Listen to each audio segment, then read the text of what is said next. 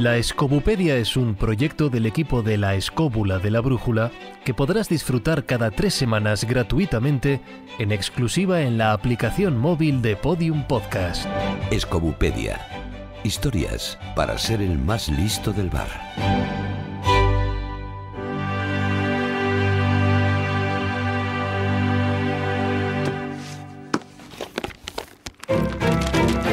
En el tomo de hoy, Joaquín Sorolla fue un pintor español nacido en Valencia el 27 de febrero de 1863 y fallecido en Cercedilla el 10 de agosto de 1923.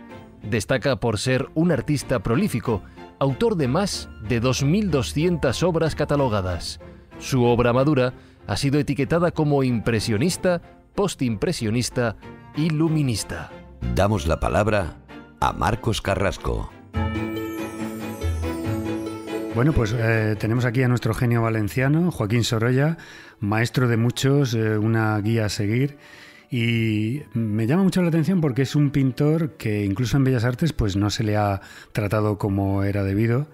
Un pintor que durante muchísimo tiempo estuvo olvidado y al que no se le ha hecho justicia de una forma, bueno, pues hasta relativamente hace muy poco, ¿no? Y las claves de su éxito se asientan en varios puntales, que son su aprendizaje, el contacto con la fotografía, esa práctica inusitada que le hace ser maestro y esa inclusión en los círculos sociales, también llevada, por cierto. Y su aprendizaje viene marcado por la cuestión de que Sorolla se queda huérfano a los 2 años y es acogido por sus tíos. Y de niño, pues como todos los genios que ya apuntan maneras, pues le encantaba dibujar y ya a muy temprana edad se le aprecian esas grandes dotes de maestría para dibujar. Con 15 años, la precocidad más absoluta, ingresa en la Escuela de Bellas Artes de San Carlos y allí conoció a su compañero Antonio García del Castillo. Y atención a este hombre porque es el que le va a marcar su vida y le va a abrir las puertas de muchas cosas. Bueno, pues García del Castillo es hijo de uno de los mejores fotógrafos de Valencia llamado Antonio García Peris. Por aquella época viaja a Madrid en 1882 y se empapa en el Museo del Prado de los grandes maestros, copiándolos, como Velázquez y otros muchos. Pero su inclusión definitiva en su técnica lo hará, como ya hemos comentado antes, por su contacto con la fotografía. Y este amigo de Bellas Artes, Antonio, le presenta a su padre, el fotógrafo Peris, que le toma como aprendiz y le habilita una especie de cuartito para que él trabaje allí y se convierte, bueno, pues en su mecenas como pintor. Este fotógrafo, dedicaba un montón de horas para hacer lo que le llamábamos en aquel entonces las nuevas tecnologías, que claro, muchos artistas han tenido apoyo en las nuevas tecnologías de la época, como bueno, pues Goya fue el grabado, o Alberto Durero también el grabado calcográfico, o anteriormente Durero fue la cámara oscura, etcétera. Pues a principios de siglo la gran nueva tecnología que presidía nuestro siglo artístico era la fotografía, que estaba dando sus primeros pasos en una gran técnica. Sorolla, por tanto, ayudaba a Peris iluminando con acuarelas sus fotografías. Esto me llama mucho la atención, puesto que las fotografías en principio o finales del siglo XIX, principios del siglo XX, era absolutamente en blanco y negro. No se había descubierto la tecnología pues para hacerlas a color todavía. Y bueno, todavía recordamos en los años 60, en los cines, cómo veíamos esas fotografías que eran iluminadas, eran fotografías en blanco y negro, pero con un color, de las cuales, bueno, hay artistas contemporáneos que han hecho de eso mismo pues una técnica como pueda ser ukelele, que era el iluminar las fotografías.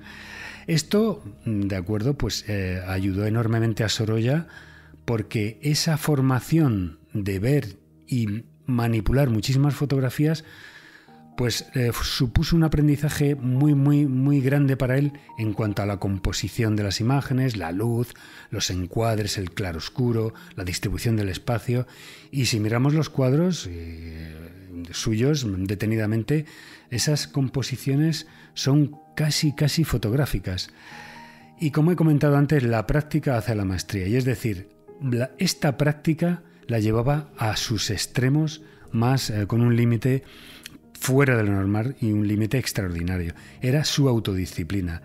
Esa entrega que le hizo, bueno, pues así, trabajar día a día, estar entregado absolutamente horas y horas a esta disciplina, pues le hizo ser un gran maestro. Sorolla pintaba a todas horas con esa pasión que, bueno, pues caracteriza a estos genios.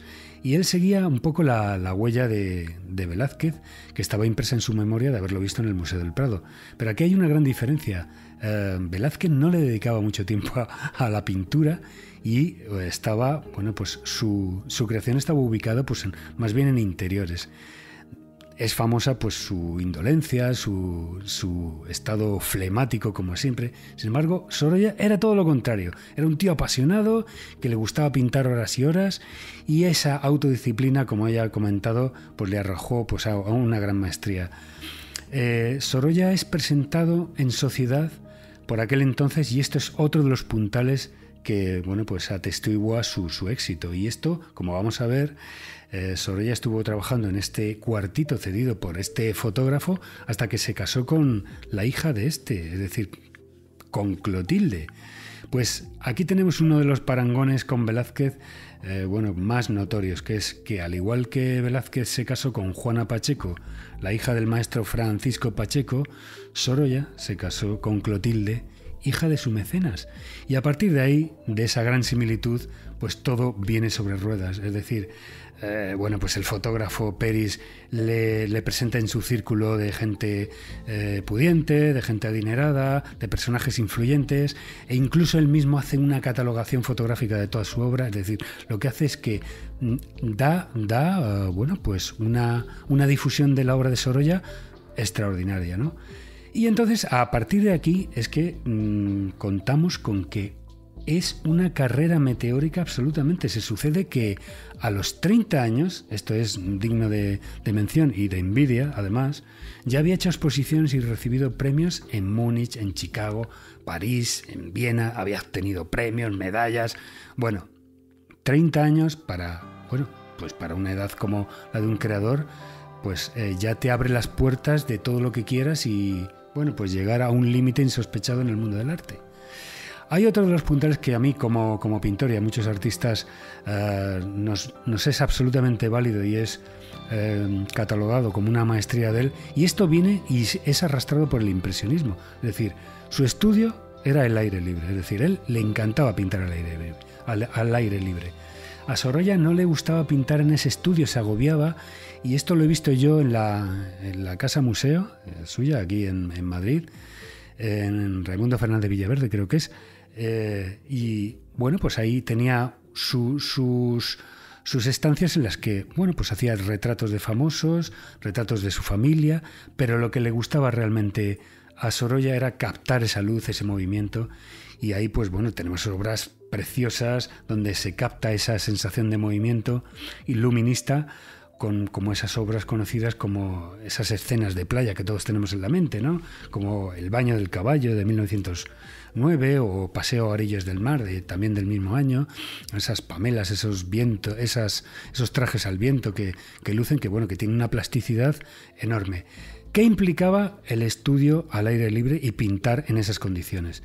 Pues esto implicaba varias cosas. Tenía que pintar muy rápido, por la modificación de la luz, del color, de la posición, de las sombras. Su pincelada era suelta y fresca, es decir, no quedaba más remedio que ir rápido y, por lo tanto, la pincelada no quedaba relamida. Tomaba mucha distancia respecto al cuadro y pintaba con unos pinceles larguísimos, es decir, tenía unos cabos enormes, que esto lo podemos también ver en la Casa Museo, que bueno, parece ser que es una cosa incómoda para algunos pintores, pero para él se adaptaba estupendamente a su forma de pintar. Y el aire libre para Sorolla suponía, pues eso, muchas veces lo hemos visto en esas fotos, vestido con su traje, con su gorrito de paja, pero claro, estaba sometido al calor, al viento, a la luz cambiante, y digo, bueno, pues él veía esto como una verdadera aventura y a la par pues era como, bueno, conjugaba una incomodidad, pero era el arte que él perseguía. También, como era acostumbrado en él, usaba la fotografía, es decir, como esa especie de apoyo de la nueva tecnología para su pintura, como otros cuadriculaban para ampliar las fotos, es decir, pintaba donde era necesario. Y hay una especie de hito que se produce en su vida, y es el encargo que le hace la Spanish Society, es decir, la Sociedad Hispánica de América. Y esta institución es una barbaridad lo que hizo el magnate Archer Milton Huntington, que era un arqueólogo y bibliófilo hispanista, que era, un enamorado de España y quiso reunir allí toda una cantidad de obras impresionantes. Es decir, esta fundación, esta sociedad está allí en Nueva York, y su contenido está catalogado y pues con una cantidad de obras tremenda, ¿no? Tienen como más de 1.200 obras entre grabados, esculturas, libros. Hay obras de Velázquez, Greco, Murillo, Rivera, Zurbarán, por citar algunos. Y en su biblioteca, esto es un detalle digno de mención, hay más de 15.000 volúmenes y cuenta con verdaderas joyas en su biblioteca, como la primera edición de la Celestina de 1499 o, por así decir, los manuscritos de Quevedo de ciertas obras. Sorolla recibe en este encargo espectacular, que es nada menos que pintar España. Vamos a ver, ¿cómo se pinta España? Pues este encargo monumental lo realiza entre 1913 y 1919.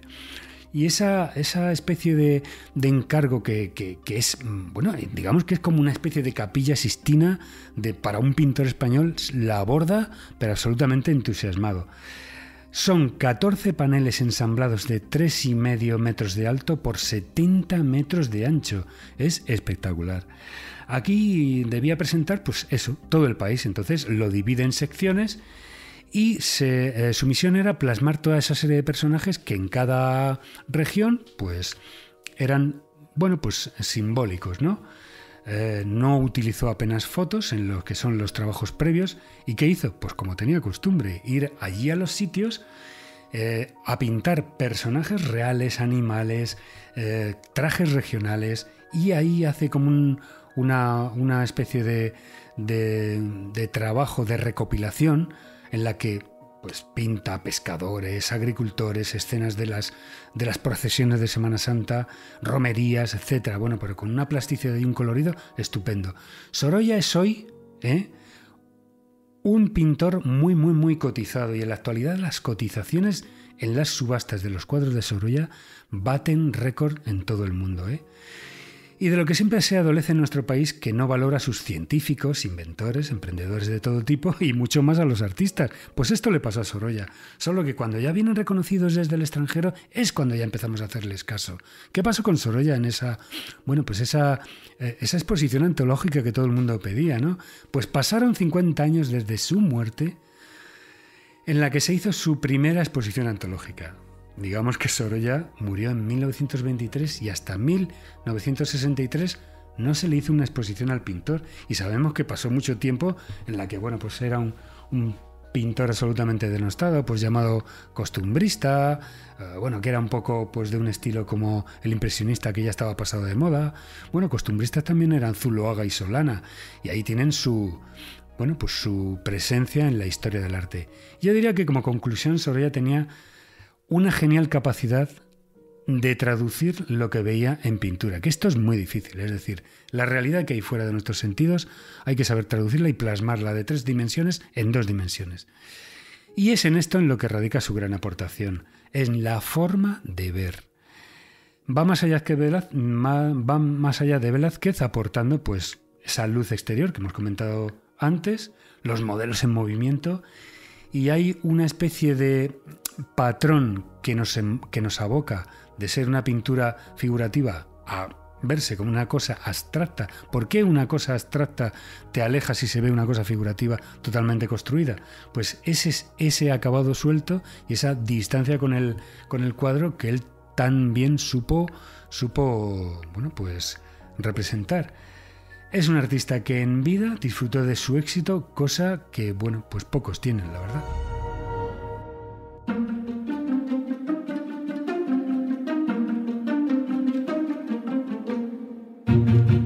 Bueno, la verdad es que de todas las cosas que has comentado, Marcos, sobre el gran pintor que es Sorolla, hay una cosa que a mí me llama muchísimo la atención.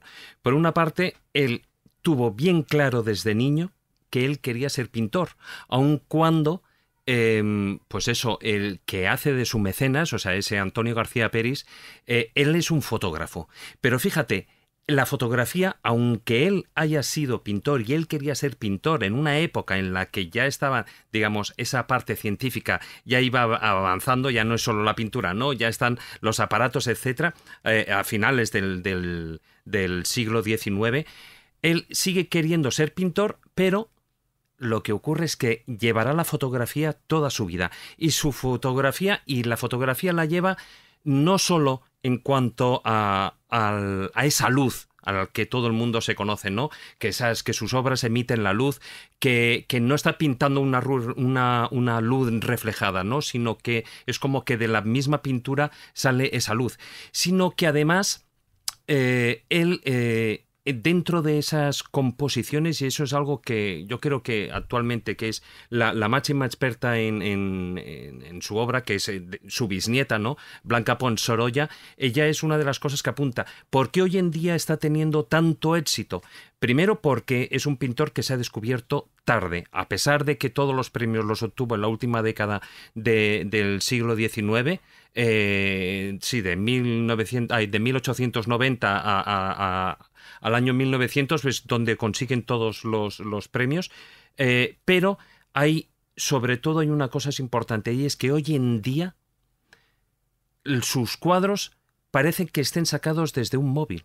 Es decir, la estética de encuadre que hoy en día está tan en boga y que la juventud están utilizando para las redes sociales, para la forma como está sacando la fotografía desde el móvil, es lo que ese tipo de enfoque era el que ya él venía actualizando, él ya venía utilizando cuando él pintaba, ¿no? Y entonces yo creo que es una de las razones, de las causas por las que hoy en día, ya no solo a los grandes coleccionistas, sino a la gente más joven, se empieza a interesar por Sorolla. Y de hecho son muchos los alumnos cuando los colegios van al Museo Sorolla, ¿no?, que les encanta y salen sorprendidísimos del museo por el tipo de encuadre y por el tipo pero si esto parece una fotografía con el móvil. Y realmente es que es así. Bueno, yo quería comentar tres aspectos que me interesan muchísimo de Sorolla y que Marcos ha apuntado de una forma muy somera. Los tres aspectos que me interesan es precisamente el costumbrismo. Eso que le criticaron, para mí me encanta. Normalmente a Sorolla se le asocia como el pintor de la luz, las escenas de playa en Valencia, pero que este hombre se dedicara a recorrer pueblos, a recorrer las fiestas populares, los trajes. Es decir, en una época, a principios del siglo XX, donde era importante reflejar ese carácter, esa idiosincrasia del pueblo español, y él lo hizo. Y además eso, lo hizo in situ, yendo a los lugares, haciendo esos 14 paneles, ¿no?, para la sociedad hispánica y dejando de lado algunas de las provincias, algunas de las comunidades, de las regiones, porque no le dio tiempo a más, ¿no? Así que dedicó varios paneles a Andalucía y a Valencia, pero sin embargo Asturias, Murcia, Baleares y Canarias pues no están representadas, pero porque no le dio tiempo. Pero me parece importantísimo esa labor antropológica y esa labor, la labor etnográfica que él hizo, porque gracias a esos cuadros vemos perfectamente ese costumbrismo de los pueblos, no de las ciudades, que había a principios del siglo XX en España. Lo otro me interesa esa relación de amor que tuvo tan intensa con Clotilde, que fue más que su musa, también fue su contable, es el que le llevaba todas las cuentas, los negocios, y me pareció genial, ¿no? Porque incluso hay toda una correspondencia increíble, ni más ni menos que 1174 cartas, donde se expresa ese amor totalmente, bueno, pues más allá, ¿no? Más allá de lo que es una relación de pareja, es un amor pasional. Incluso en una de las cartas se dice: eres mi carne, mi vida y mi cerebro. Yo creo que esto indica bastante de que era su compañera de vida, su compañera de viaje y realmente su musa. Y la otra parte que me interesa destacar es que era un coleccionista compulsivo, que en esos viajes, allí donde iba, le encantaba comprar cosas que a él, de alguna forma, también le reconciliaba un poco pues con esa otra España, ¿no? Con la España pues más religiosa, esa España profunda. De hecho, dentro de su bagaje de coleccionismo, que se puede ver mucho en la Casa Sorolla de Madrid, están pilas de agua bendita, platos, vasijas, decorados, trajes regionales, como trajes, por ejemplo, de Lagartera o los trajes de la Alberca. Es decir, todo ese tipo de cosas que él coleccionaba también gracias a ese afán que él tuvo se ha convertido en una especie de museo etnográfico. Por eso es lo que me interesa destacar, esa pasión que tuvo por rescatar las tradiciones, las leyendas y sobre todo pues esa esencia que en aquella época pues todavía estaba en boga y que luego después de la Guerra Civil pues se fue perdiendo por desgracia. Yo quería comentar, bueno, primero incidir un poco en lo de Jesús, porque para mí, que siempre, alguna vez en algún programa lo he comentado, que a mí siempre me ha jorobado mucho de la pintura de la España clásica, los siglos XVI y XVII, el siglo de oro, que es una pintura principalmente religiosa, que te aburres y te hartas de ver santos, de ver pasajes bíblicos, pero no ves la vida urbana, no ves familias, no ves gente, no ves casas, no ves parques, no ves ferias, no ves vida humana, que en cambio la pintura holandesa, por ejemplo, de la misma época, está cargada de familias burguesas, ves campesinos, ves comercio, ves personas. Eso Sorolla lo hace de una manera impecable en un periodo de época donde ya existía la fotografía, pero no tenía la difusión ni la capacidad de expresarnos con esa viveza y ese color lo que fue capaz de hacer Sorolla. Lo segundo, destacar el tema de la luz. No le va a tocar tanto, porque ya lo hemos hablado todo, sino un tema muy importante que ha citado Marcos, que es el de la utilización de los exteriores. Es decir, Sorolla vive en la calle, no vive dentro, no vive en las casas, vive en la... De hecho, es curioso, en la exposición en España Vivida, en la exposición de la Hispanic Society, es curiosísimo porque, menos uno de los cuadros, todos están en exteriores. Es decir, no hay vida interior, él refleja el mundo de la calle. Entonces, claro, lo que es la búsqueda suya del costumbrismo es todavía más interesante y más impactante porque está poniendo escenas de la vida real.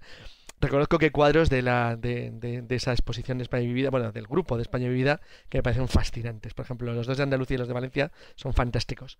Y luego la tercera, un tema muy importante, y es que en la parte que él hace otro tipo de retratos más intimistas, porque él también fue un gran retratista de personas conocidas, incluso de su propia familia, donde tiene algunos retratos realmente buenos, sigue un estilo muy particular que a mí me hace mucha gracia porque, igual que decía David lo de los fotografías que parecen sacadas de un móvil, a mí me recuerda un antecedente a algunos elementos del cómic. Tiene un tipo de posición de la luz y de enfoque que es muy de portada de cómic, que me parece realmente original y muy curioso, porque tiene unos colores muy llamativos, que son poco usuales en los pintores de la época. Algunos de sus seguidores, porque también luego es un tipo de arte que ha tenido sus seguidores porque no deja de ser muy original, muy bonito y muy llamativo. Entonces estaba pensando, no sé, pues en alguno de los pintores que han seguido más o menos su trayectoria y su obra, que se centran específicamente en esa especie de juego tan interesante que tiene con el color y con la luz.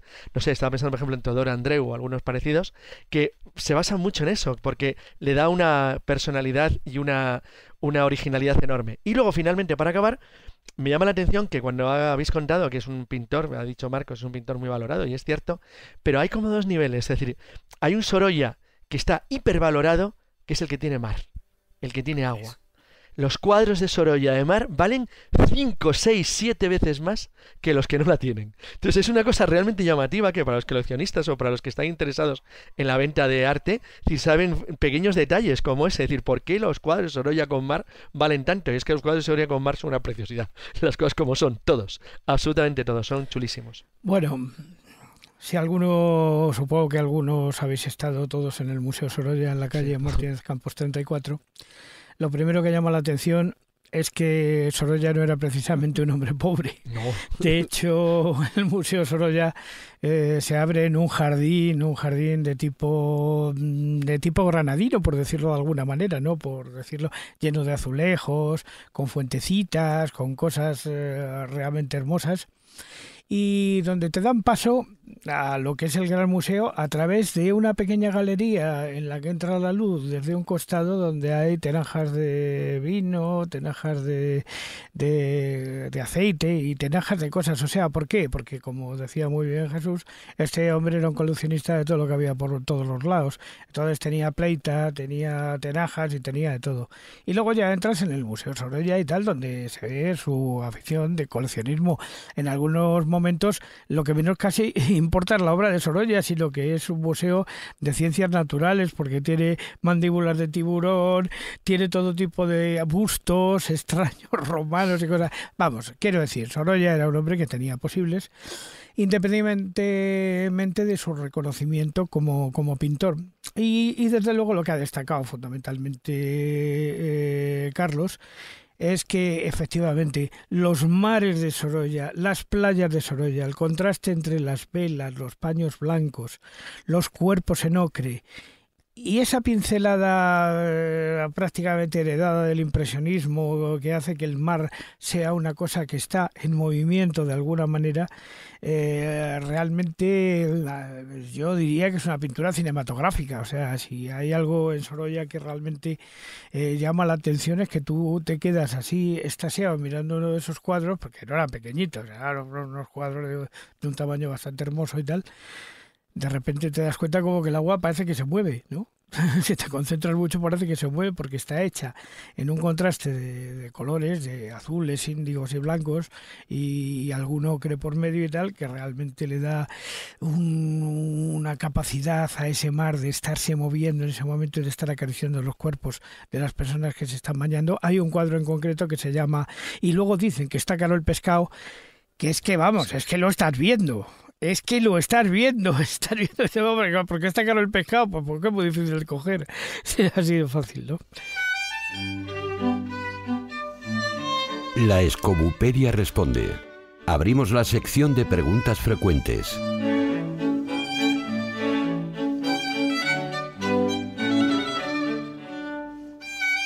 Para los escobuleros que estén escuchando este tomo de la Escobupedia y deseen profundizar en la obra de Sorolla, ¿qué títulos de cuadros deberíamos googlear para seguir conociendo su obra?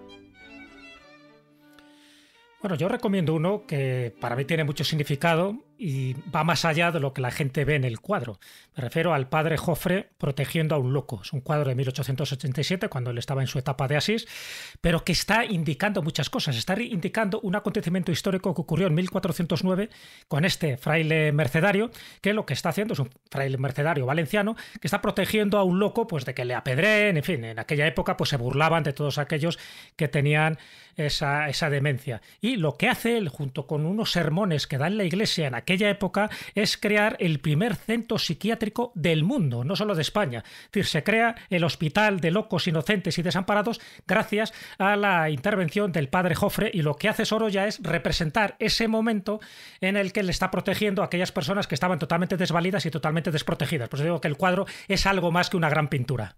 Yo, por mi parte, hay un cuadro que quería, que para mí es muy simbólico también y muy bonito, que es uno de los cuadros que forma parte de la colección Visión de España, del Spanish Society en Nueva York, que es el cuadro El Encierro. Es uno de los que representa Andalucía, está pintado en 1914, y es fantástico además para simbolizar no solamente la imagen de la estructura del campo, ahí no hay mar, sino además también porque está cargado de simbolismo, además muy interesante de cara incluso al público objetivo que lo iba a ver en los Estados Unidos, porque son dos jinetes andaluces que van llevando ganado, conducen ganado atravesando una vía férrea, y encima son garrochistas, llevan las garrochas, pero tanto por la indumentaria clásica del campo andaluz como por la escena, incluso con el tipo de los cactos, chumberas que están detrás en el camino, es una verdadera maravilla simbólica de la vida del campo de principios del XIX. Me parece precioso, muy bonito. Bueno, yo voy a recomendar uno que me enamora especialmente, y es uno de los cuadros de la Spanish Society, y se llama La pesca del atún. Pero es que ahí, precisamente, es espectacular porque es todo ese ajetreo de los pescadores arrastrando con sus ganchos a esos lomos brillantes de los atunes ya muertos, etcétera, y todo ocurre debajo de un toldo en que esa luz incide sobre los marineros, y esa luz que le saca las cosas, y luego allá al fondo está lo que comentaba Juan Ignacio, esos brillos del mar, que yo nunca he visto este brillo marino tan bien pintado. Es decir, recomiendo este cuadro, La pesca del atún, de Joaquín Sorolla, de la Spanish Society. Hombre, todos son una maravilla, pero a mí el que me gusta es Cosiendo la vela. Vamos a ver, tres mujeres que tienen una vela y con sus agujas y con el hilo la están reparando después de que haya vuelto su marido de pescar. Es un cuadro perfecto, porque es que además ha pintado las manos de tal manera, las agujas se ven de tal manera, y el propio hilo con el que se cosen las velas y el mar de fondo sobre la que las está cosiendo, que es que eso tiene su gracia también. Posiblemente sea uno de los cuadros que a mí más me hayan impresionado por la habilidad, como con 4 pinceladas que no son conexas, da detalle de unas manos rugosas y tratadas duramente por la vida. Fijaros, a mí me gustaría, ya que habéis estado hablando de esos diferentes cuadros y obras de Sorolla, a mí me gustaría hablar de unas estatuas, pero no hechas por él, sino que le representaban a él. En particular, se le hicieron varios amigos suyos, artistas, algunos, por ejemplo, Pavel, uno de los que era un escultor ruso que había nacido en Italia y tal, una persona destacada en el arte impresionista, le hizo uno que parece como incluso está sentado en un sofá, parece lo que está en Estados Unidos, el Lincoln sentado ahí en un sofá, ¿no? Pero hay otro que a mí me llama muchísimo la atención porque en el año 1900, justo ahí, pues un amigo suyo, Ricardo Causarás, pues él le propone que haga de modelo. Y ni corto ni perezoso, lo que dice, sí, él deja su obra y durante un mes, él se traslada a casa del pintor, del amigo suyo, y durante 21 días él posa para que pueda hacer esa obra, ¿no? Una obra que además, en lugar de una cosa, al final acaba haciendo dos. Una es el entero y por otra parte otro lo que era su mano, la mano con la que él pintaba. Y pues en Ricardo Causarás él tarda 21 días en hacer eso, que además, la mano la hace en terracota, ¿no? Y automáticamente, al cabo de medio año, las obras son expuestas y ganan premios. Y hasta mediados del siglo XX pues estuvieron expuestas en el Círculo de Bellas Artes y luego ya pertenecen al Ayuntamiento de Valencia, que no sé exactamente dónde los tiene expuestos, pero pues son obras, antes estaban en los Reales Jardines de los Viveros de Valencia.